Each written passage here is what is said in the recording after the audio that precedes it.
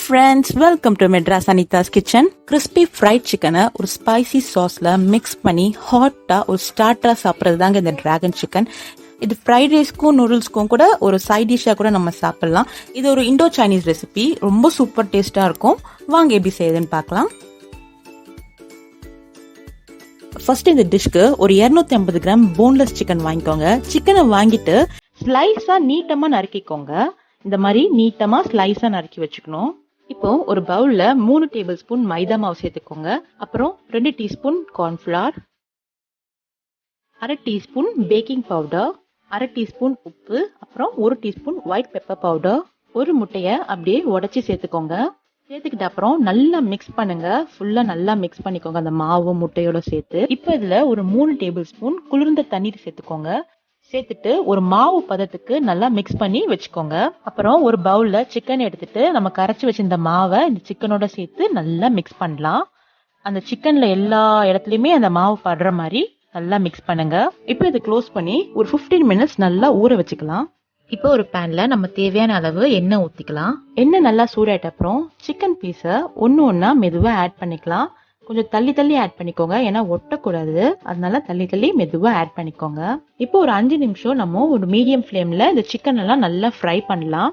எல்லா சைடுமே நல்லா ஈவனா குக்கா இருக்கணும், அதாவது ஈவனா எல்லா சைடுமே நல்லா பொரிஞ்சிருக்கணும். அந்த வரைக்கும் நல்லா ஃப்ரை பண்ணுங்க.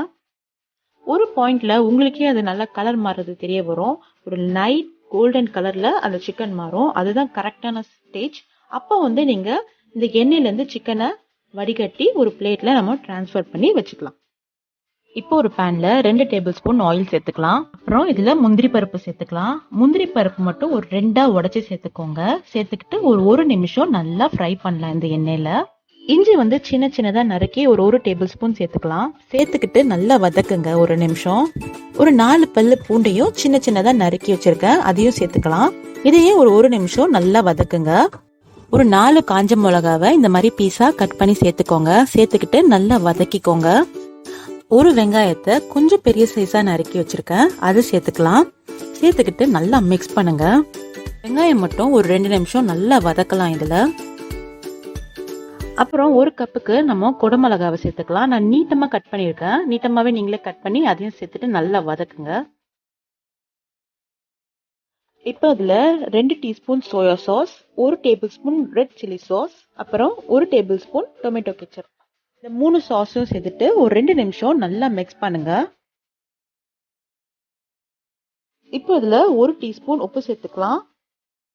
அப்புறம் 1 டீஸ்பூன் சர்க்கரை, இது ரெண்டுத்தையும் சேர்த்துட்டு நல்லா மிக்ஸ் பண்ணலாம். பாருங்க, நல்லா கலர்ஃபுல்லா சூப்பரா இருக்கு பாக்குறதுக்கே. இப்போ நம்ம அதுல வறுத்து வச்சிருந்த சிக்கனை சேர்த்துக்கலாம். சிக்கன் சேர்த்துட்ட உடனே ஹை ஃப்ளேம்க்கு கொண்டு வந்துடுங்க. ஹை ஃப்ளேம்ல ஒரு 2 நிமிஷம் நல்லா வதக்குங்க. சிக்கன்ல அந்த சாஸ் ஃபுல்லா கோட் ஆகுற மாதிரி நல்லா மிக்ஸ் பண்ணுங்க. இப்போ ஒரு 2 டேபிள் ஸ்பூன் அளவுக்கு தண்ணியை தெளிச்சுக்கலாம். சிக்கன் இந்த தண்ணியெல்லாம் நல்லா அப்சர்வ் பண்ணிக்கோங்க. அது வரைக்கும் கொஞ்சம் நல்லா மிக்ஸ் பண்ணலாம்.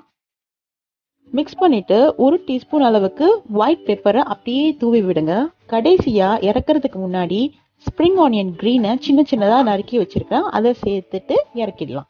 அவ்வளவுதாங்க, சூப்பரான hot and spicy dragon chicken ready ஆயிடுச்சு. நீங்க சாப்பிடும் போதே உங்களுக்கு அந்த சிக்கனோட கிரன்ச்சினஸ் அண்ட் அந்த சாஸோட ஃபிளேவர்லாம் வேற லெவல்ல இருக்குங்க.